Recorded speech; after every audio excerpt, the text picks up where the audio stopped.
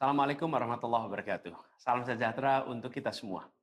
Saudara-saudara sekalian, hari ini KPU telah mengeluarkan pengumuman resmi yang hasilnya dalam versi KPU telah kita dengar bersama. Tapi dalam sebuah pemilihan, proses itu tidak kalah penting daripada hasilnya.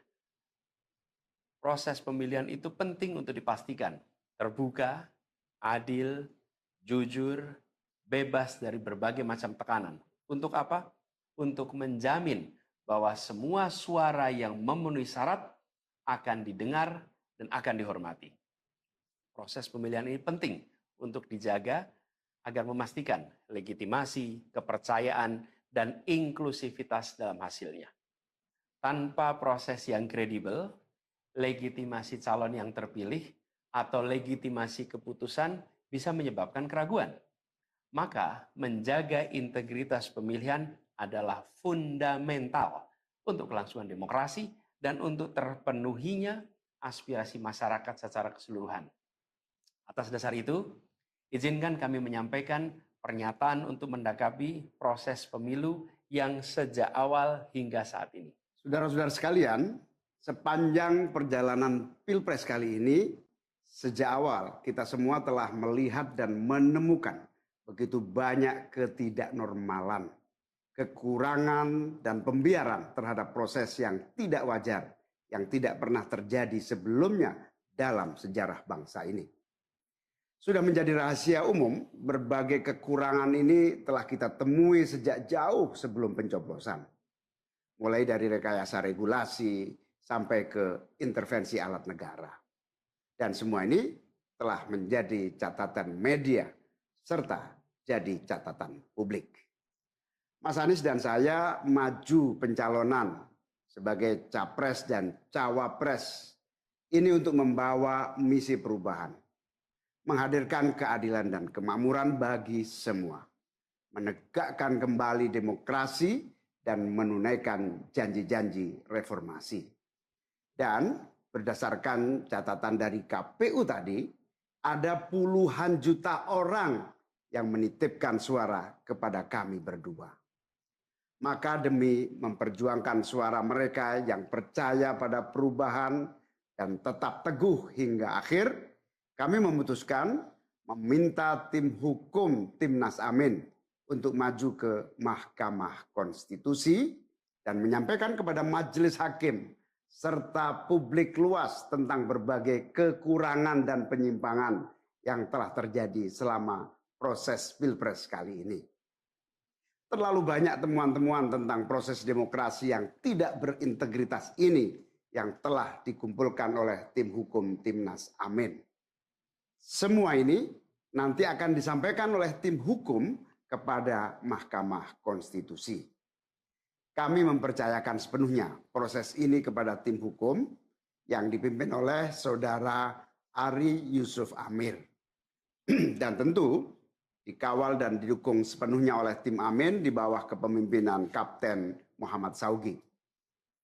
Kami menyerukan kepada seluruh relawan dan pendukung, mari kita dukung sepenuhnya tim hukum berjuang di jalan konstitusional yang telah tersedia secara sah. Dan kita semua akan terus menjaga etika demokrasi, menjaga suasana kedamaian dan persatuan. Saudara-saudara sekalian, kepemimpinan yang lahir dari proses yang ternodai dengan penyimpangan, dengan kecurangan, akan menghasilkan rejim yang outputnya nanti, keluarannya nanti adalah kebijakan-kebijakan yang penuh dengan ketidakadilan. Dan ini yang tidak ingin kita temui di Indonesia. Kita tidak ingin ini terjadi. Dalam prinsip negara demokrasi modern, ketika melihat ketidaknormalan, ketika melihat penyimpangan demokrasi, maka langkah yang dilakukan bukanlah marah-marah lalu melakukan agitasi kepada publik. Tapi langkah yang dilakukan adalah mengumpulkan semua sinyalemen, semua bukti-bukti untuk kemudian nanti dibawa ke depan hakim, ke depan Mahkamah Konstitusi. Ini ciri pribadi, ciri organisasi, dan ciri negara yang modern, yang matang, yang beradab. Karena itu sejak awal kami katakan, kami tidak akan gegabah Walaupun kami merasakan sejak masa kampanye sampai pemilihan terlalu banyak ketidaknormalan, penyimpangan yang kami alami. Tapi kami memilih untuk mengumpulkan itu semua secara hati-hati, melakukan validasi, memastikan akurat. Kenapa? Karena kita ingin negeri ini, negara tercinta kita ini terus maju makin matang dalam berdemokrasi, makin matang dalam bernegara. Dan ini kita kerjakan dengan keseriusan. Kita tidak ingin proses demokrasi yang terjadi membuat kita mundur mendekati masa prareformasi. Karena itulah kita menjaga semua proses ini secara baik, secara tertib.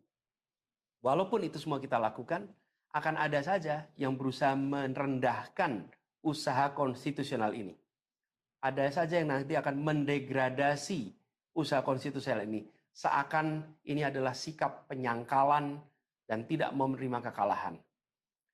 Izinkan kami tegaskan di sini. Kami tidak ingin membiarkan penyimpangan atas demokrasi itu berlalu tak ditantang. Kami tidak ingin penyimpangan itu berlalu tanpa catatan. Kami tidak ingin ini menjadi presiden yang buruk bagi generasi-generasi yang akan datang. Biarlah cukup berhenti sampai di sini.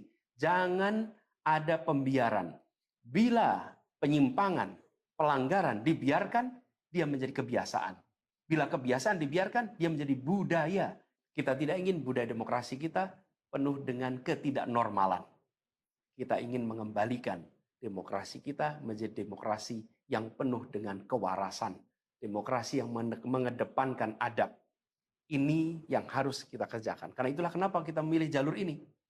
Karena kita ingin agar pengalaman ini nantinya tidak menular. Tidak menular kemana? Ke pemilihan-pemilihan berikutnya. Baik pilpres, nanti akan ada ratusan pilkada, akan ada pileg tingkat 1, tingkat 2, yang tidak boleh mengalami yang pernah kita saksikan sama-sama. Walaupun kami sadar, kita ini dalam situasi yang tidak normal. Banyak yang menyampaikan kepada kami bahwa kemungkinan untuk bisa mendapatkan keadilan itu kemungkinannya amat kecil. Berbagai pihak mengatakan ini lembaga-lembaga negara yang terkait penyelenggaraan pemilu, terkait penyelenggaraan sengketa, telah terkooptasi oleh oknum-oknum yang sudah terbukti melanggar etik.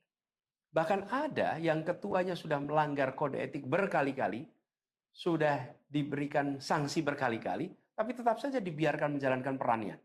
Padahal perannya memiliki dampak pada kehidupan seluruh bangsa Indonesia dan perjalanan ke depan negara kita.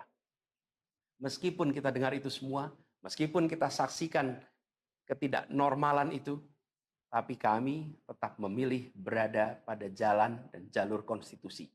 Kami berharap pertolongan Allah Subhanahu wa taala, pertolongan Tuhan yang Maha Kuasa. Semoga Allah bukakan, Allah teguhkan hati para hakim konstitusi itu untuk mereka bisa imparsial, untuk mereka memiliki keberanian, untuk mereka mengambil keputusan yang adil, keputusan yang benar, keputusan yang nantinya akan mereka pertanggungjawabkan di hadapan Tuhan yang Maha Kuasa. Keputusan yang akan mereka pertanggungjawabkan di hadapan sejarah perjalanan bangsa Indonesia, yang akan dipertanggungjawabkan di depan anak cucu mereka di kemudian hari. Ini adalah harapan kita, dan kami yakin insya Allah mereka akan bisa menjalankan apa yang menjadi harapan dari kita semua. Mari kita terus jalankan perjuangan ini dengan menjunjung tinggi etika, menjaga kedamaian dan persatuan.